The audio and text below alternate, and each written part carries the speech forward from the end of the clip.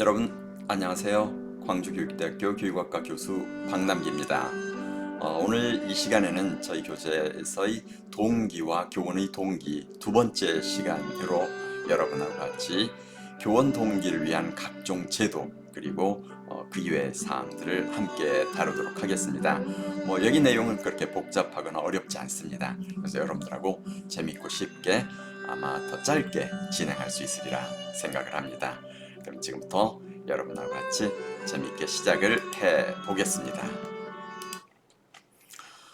먼저 이제 여러분들 지금 여기 내용에서 보는 것처럼 이 교원 동기를 위한 각종 제도, 그래서 지금 있는 게 성과상여금 제도, 학습 연구년 제도, 그다음에 교원 지위 향상을 위한 특별법, 그리고 교원 예우에 관한 규정 이렇게 되는데, 이 교원 예우에 관한 규정은 현재 이 특별법 시행령으로 명칭이 바뀌었습니다.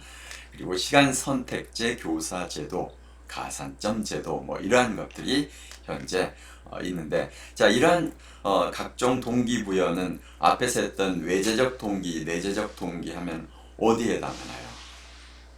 바로 외적 동기죠. 이 밖에서 이러한 것들을 제공함으로 해서 교사들이 자기가 해야 될 일을 더 열심히 할 수 있도록 하는 동기를 부여한다, 이렇게 생각하면 됩니다.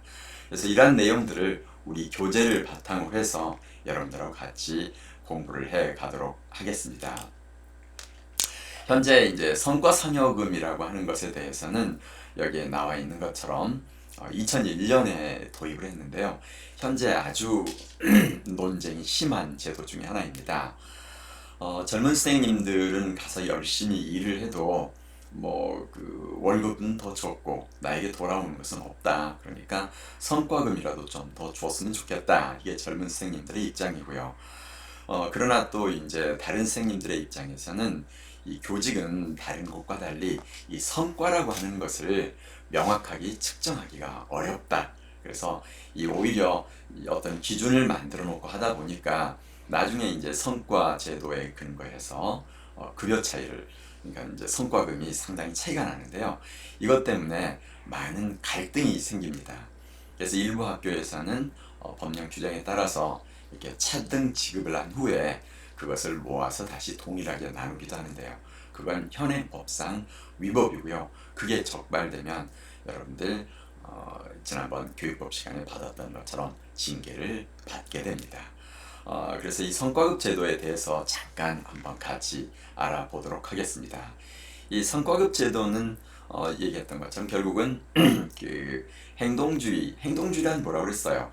우리가 어떠한 동기, 외적인 자극을 받으면, 또 긍정적, 부정적 자극을 받으면 거기에 따라 행동을 하게 된다고 했잖아요. 그래서 외재적 요인, 그 다음에 개인 동기, 집단 동기에 기반을 두고서 2015년까지 시행된 성과급은 차등률이 50에서 100%에서 학교에서 선택할 수 있도록 했는데, 2016년부터는 70에서 100% 중에서 이렇게 결정하도록 하면서 차등폭을 현재 확대해 가고 있습니다.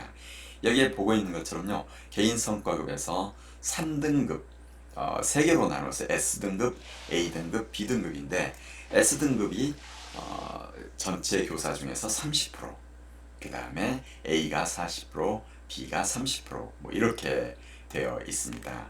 그래서 개인별로 평가 후에 차등 지급을 하는데, 여기에 지금 학교 성과급이라는 게 있었는데요. 이 학교 성과급은 지금은 없어져서 하나로 통합이 되어 있습니다. 그 다음에 이제 여기 내려가서 보면요. 그래서 현재 이제 여기에 지금 보이는 것처럼 그 학교 현장에서 이 2016년부터 학교 성과급이 폐지가 됐어요. 왜냐하면 학교 성과급은 뭐냐면요, 전체적으로 학교의 성과가 좋으면 그 학교에 돈을 더 많이 주어서 비록 B등급을 받더라도 낮은 학교의 A등급, S등급만큼 돈을 받을 수 있도록 그 학교 전체 상호 협력하도록 하기 위한 거였는데, 이게 의도하지 않은 결과가 나왔어요. 즉 뭐냐면, 교사들이 노력한다고 해서 그 학교 성과가 좋은 게 아니라 학교 위치에 따라서, 이미 학교의 여건에 따라서 학교 성과가 좌우된다는 것을 알게 되었고, 또 거기에 대해서 많은 교사들이 반발을 했기 때문에 학교 성과급은 현재는 폐지되고 존재하지 않습니다.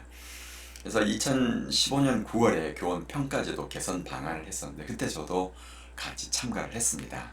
그래서 당시에는 근무 성적 평정제도, 성과 상여금 평가 이런 게 있었는데 그것을 성과 평가라고 해서 이 교원 업적 평가로 통합 간소화했다 이렇게 얘기하는데 여기 지금 보면 근무 성적 평정이라는 건 뭐냐면요.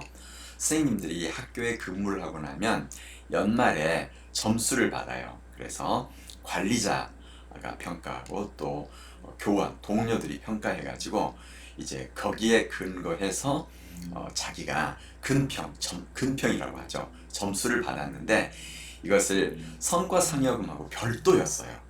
그러다가 아예 이걸 합쳐가지고 교원 업적 평가다 이렇게 해서 이 교원 업적 평가 결과에 근거해서 이제 그 성과금을 받도록 이렇게 했고요.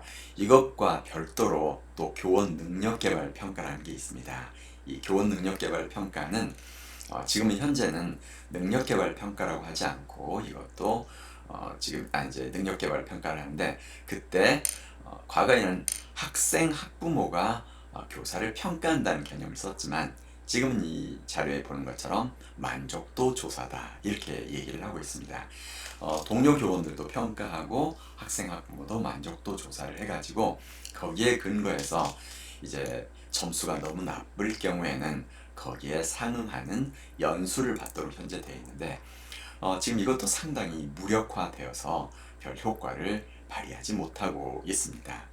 일단 그 내용을 조금 더 살펴보면요. 이건 이제 나중에 여러분이 학교 현장에 가면 알게 될 것입니다. 그래서 참고로만 보면요. 여기에 교원 평가제도 개선 방안에서 그때 들어있던 내용인데요. 이 볼 때 승진의 활용. 그러니까 지금 교사들을 그 동기를 부여할 때 가장 막강한 동기부여 수단이 바로 뭐냐면 승진입니다. 승진. 그러니까 우리 인간은요. 아까 내적 동기와 외적 동기라는 게 있다고 했잖아요. 그런데 이 승진만큼 강력한 동기 요인은 없습니다. 승진은 내적, 외적 동기 유발 요인을 동시에 가지고 있어요. 여러분이 승진이 되면 일단 사회적 지위가 올라가고요. 또 자기 권한이 커지고요.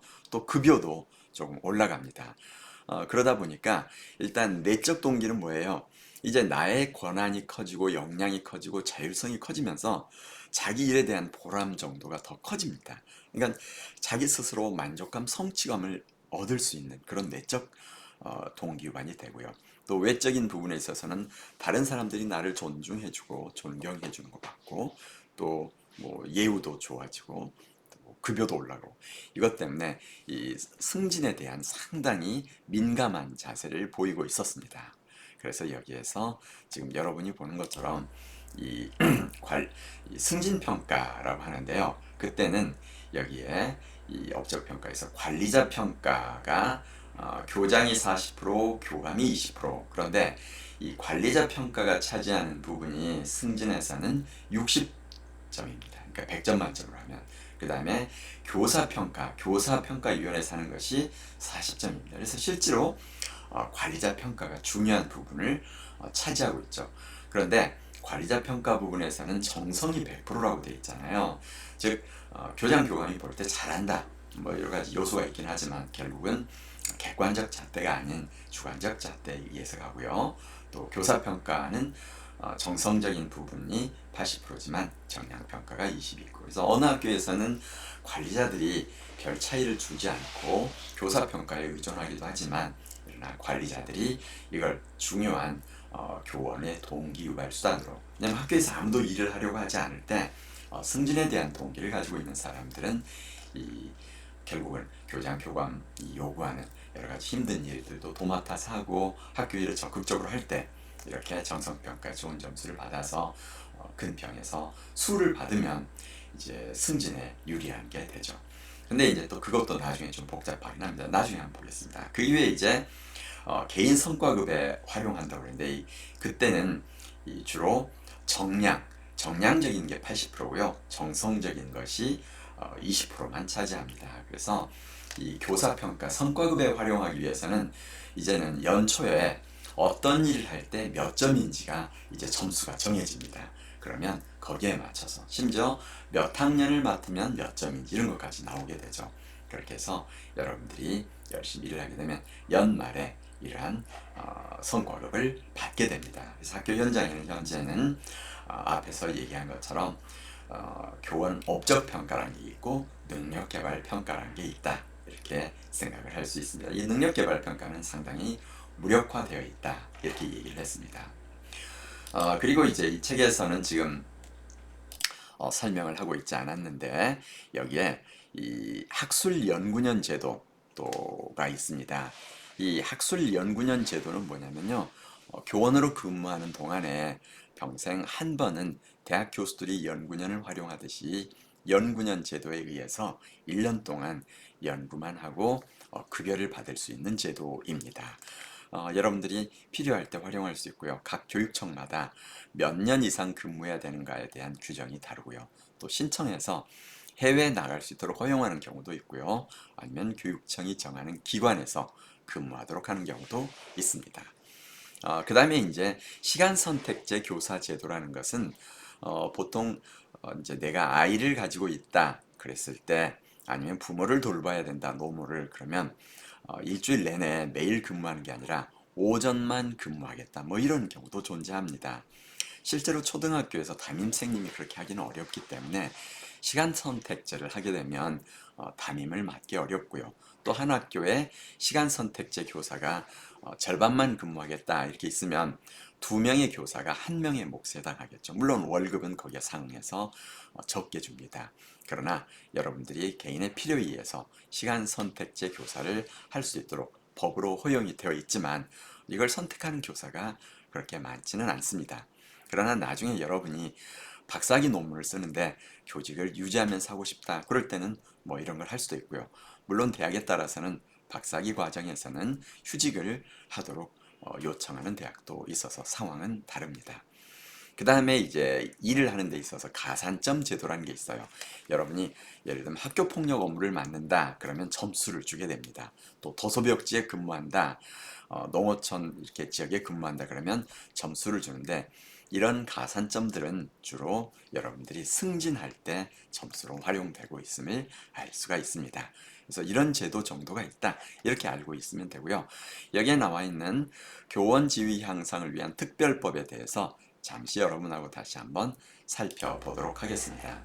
여기에 보면 교원 지위 향상을 위한 특별법 이것은 교원의 동기를 부여하기 위해서 교원 예우, 특별히 교원을 존중하고 사회적 인식을 제고하기 위해서 만들어졌다 이렇게 얘기를 하고 있잖아요. 그래서 현재 여러분들이 가서 찾아보면 이렇게 되어 있습니다.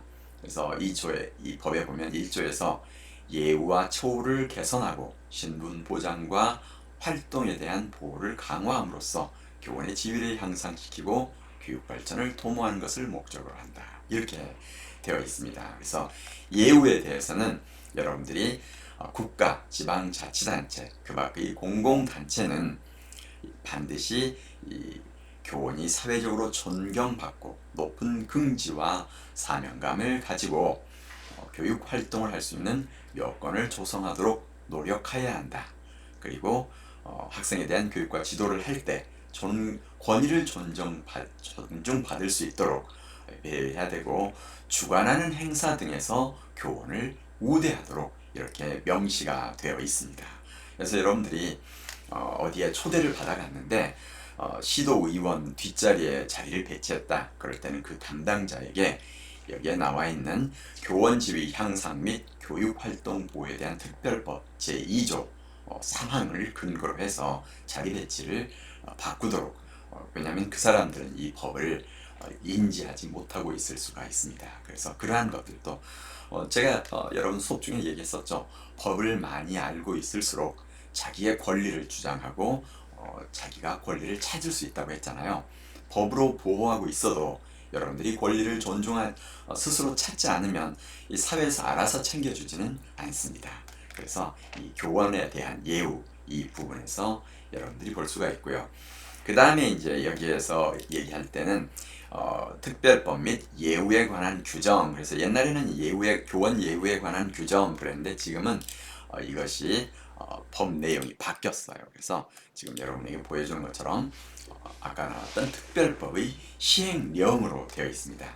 여러분, 시행령은 뭐라고 그랬죠? 법은 국회가, 시행령은 행정부가 만드는데 법에서 위임받은 사항을 가지고서 한다고 그랬죠. 그래서 아까 여기 법에 보면 어떻게 돼 있어요? 대통령령으로 정한다 이렇게 돼 있잖아요. 규정의 사항 외에 교원에 대한 사항은, 그럼 여기에서 이 대통령령으로 정한다. 그래서 여기에서는 지금 하위 법령을 아직은 만들고 있지 않다 이렇게 돼 있기 때문에 이건 이제 실은 교직 단체 등에서 이 하위 법령을 만들도록 요청을 해야겠죠. 그러한 내용들이 여기에 포함이 되어 있습니다.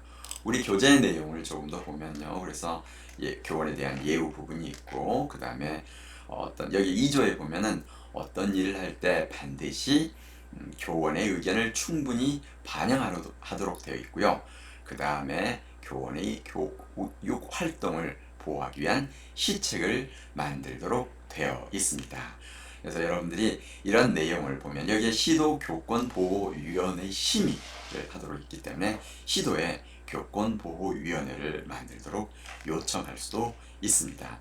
근데 여러분들이 지금 제가 얘기한 것처럼 비록 법으로 되어 있다 하더라도 여러분께서 이걸 주장하지 않으면 시도가 나서서 그것을 해주지는 않습니다. 그래서 여러분들이 관심을 가지고 요청을 해야겠죠.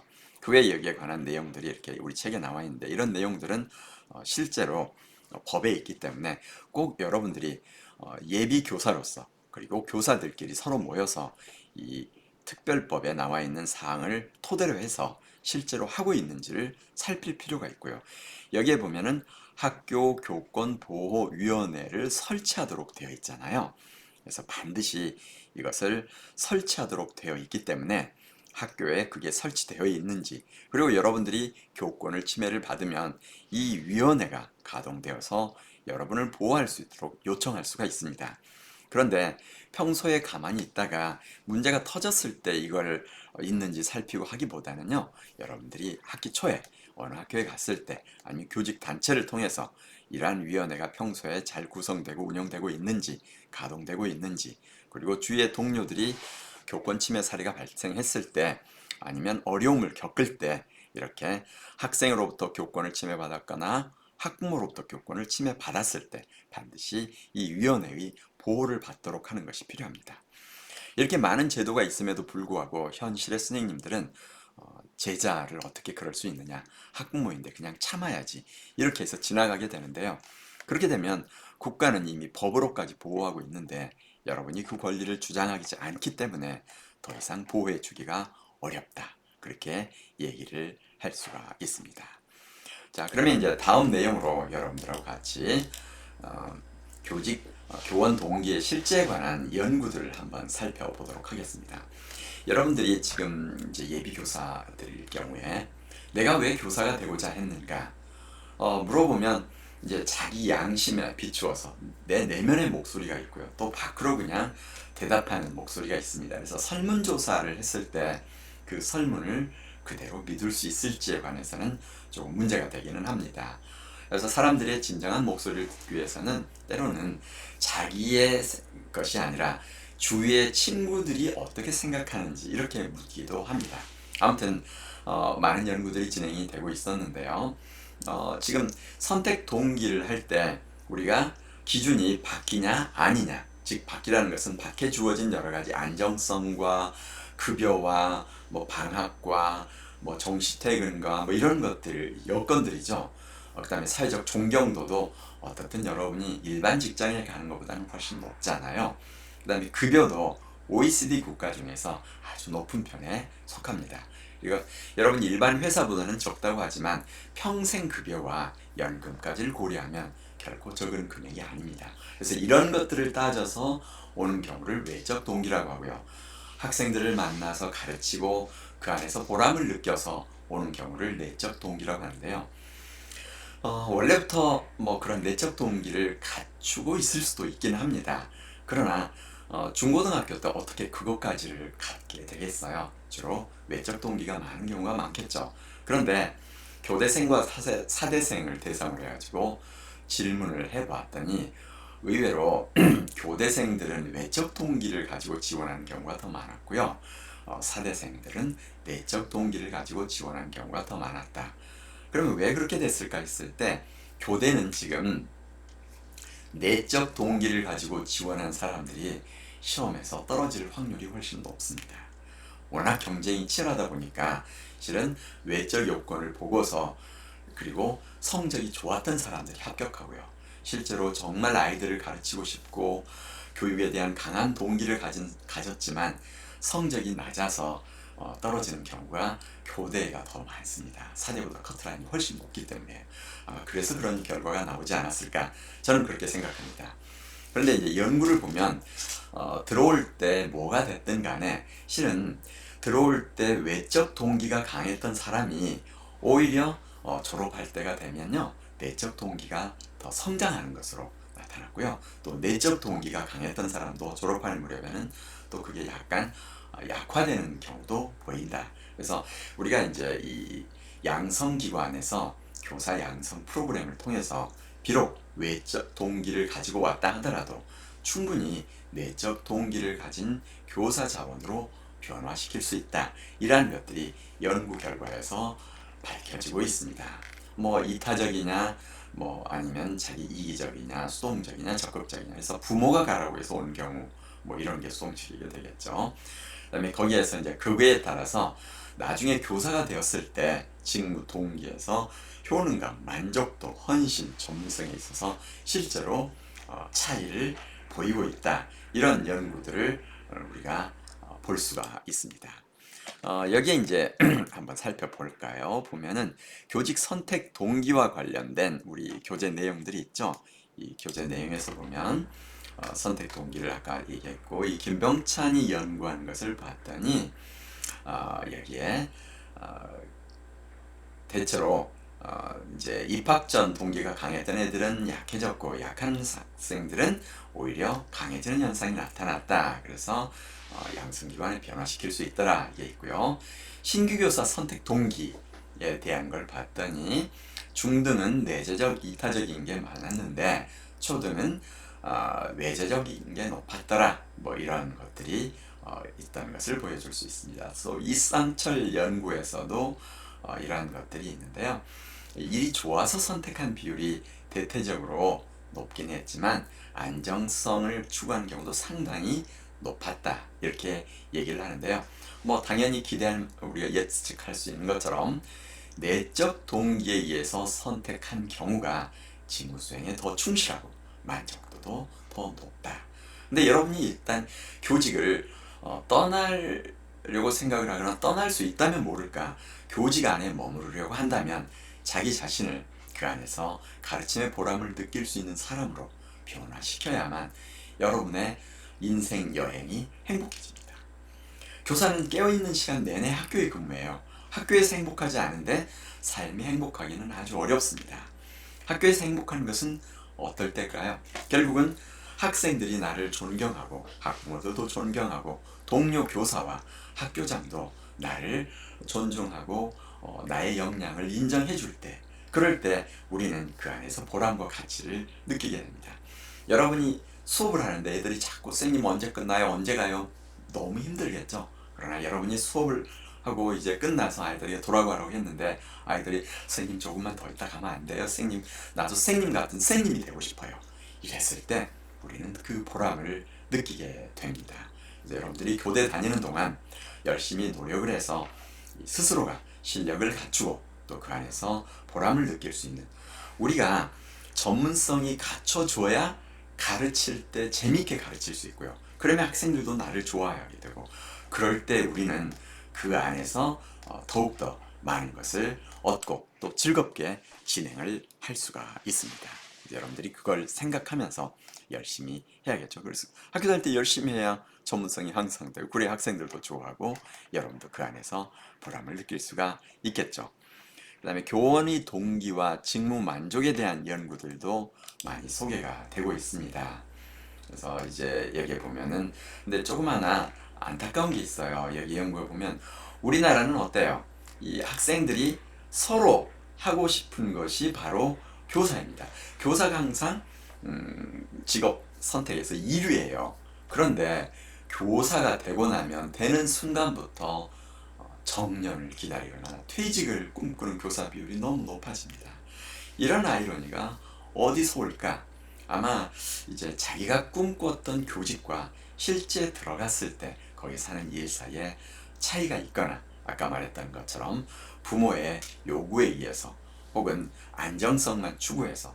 그런데 초등학교는요 특히나 3D 업종에 속합니다. 정말 힘들어요. 아침에 교실에 들어서서 저녁에 교문을 나서는 순간까지 화장실 갈 시간이 없을 정도로 바쁩니다. 쉬는 시간에도요 끝없이 학생들이 여러분을 찾아오게 됩니다. 와서 별 얘기를 다 해요. 그럴 때 여러분들이 그 학생을 내칠 수가 없거든요. 여기 한 선생님의 그 시를 다시 한번 볼까요? 이게 고종환 선생님이 썼던 시인데요. 이 시를 보면 1학년 선생님 101가지 질문이라는 게 있어요. 보면은 얼마나 하루가 힘들게 가는지 생생하게 그려져 있습니다. 근데 이 선생님은 타고난 선생님인 것 같아요.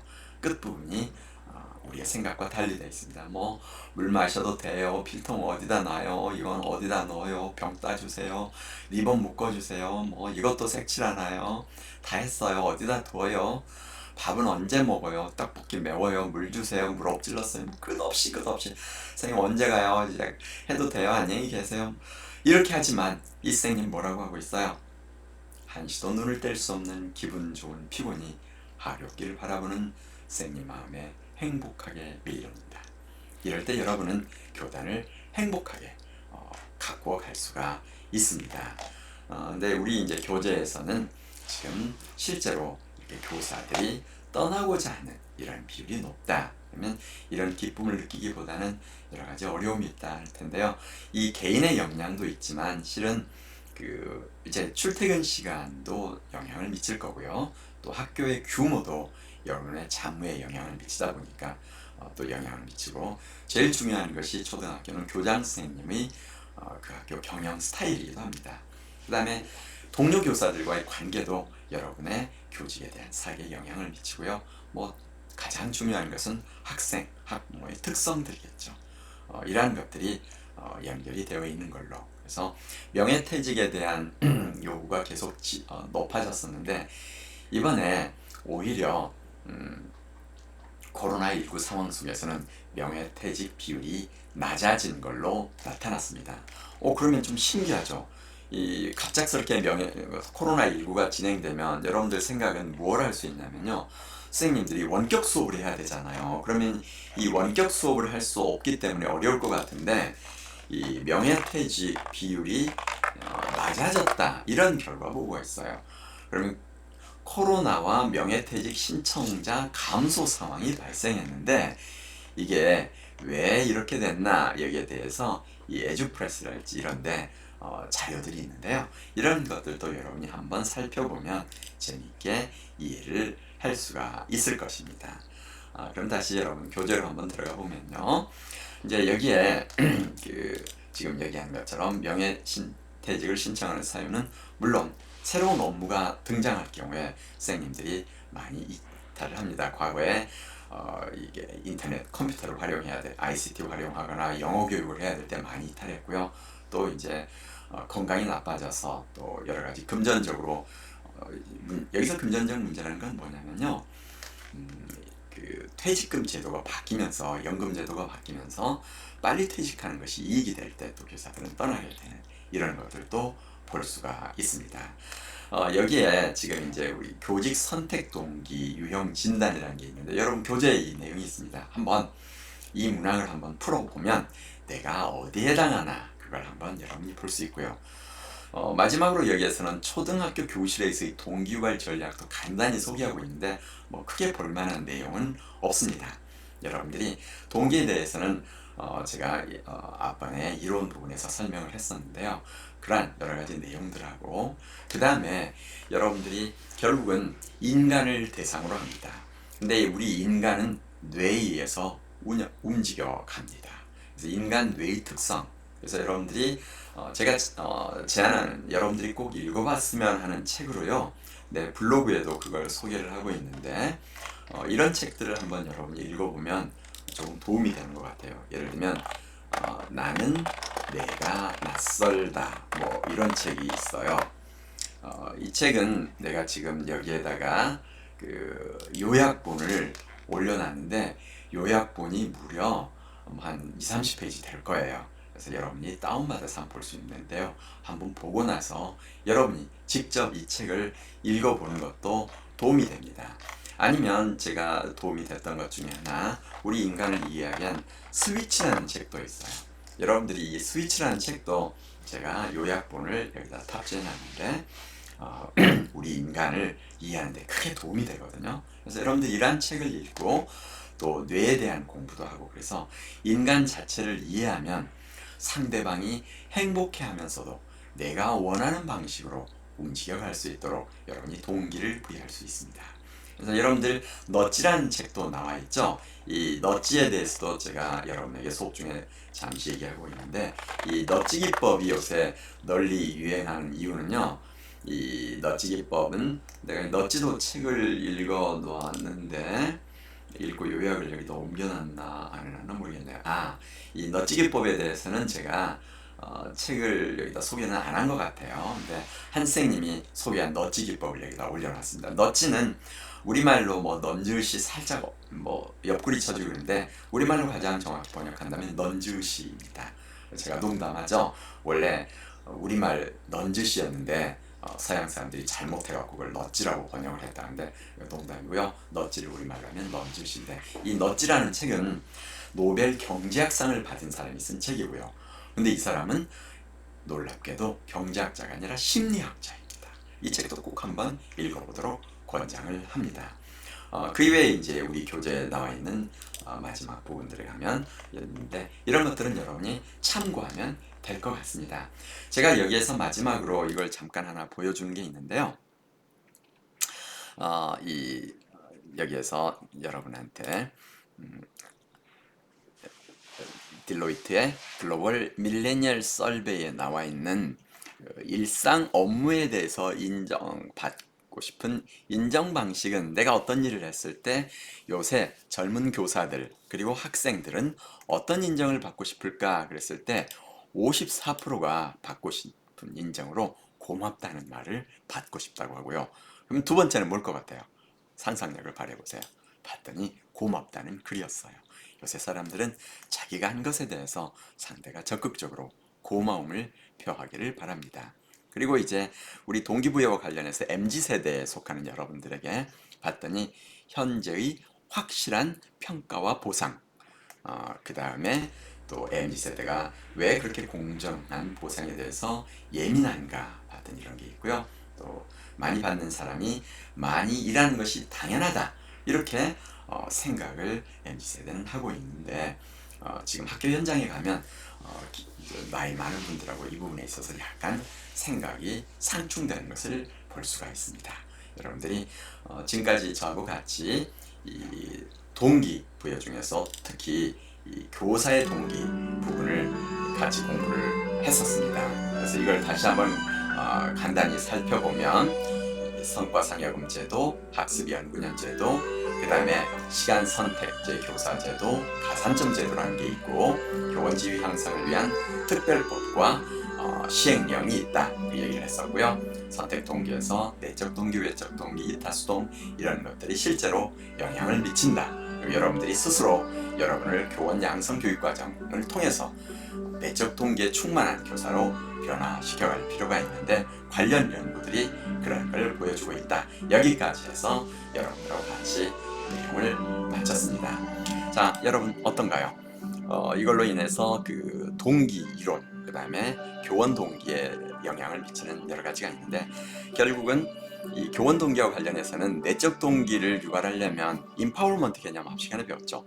교사들에게 보다 많은 자율권을 부여하는 건데, 자율권 부여가 방임으로 혹은 그냥 방치로 이어질 가능성도 있다 보니까, 자율권을 부여받았다고 해서 해야 할 일을 하지 않는, 학교 안에 20, 30% 정도 상당히 비판을 받는 교사도 함께 섞여 있습니다.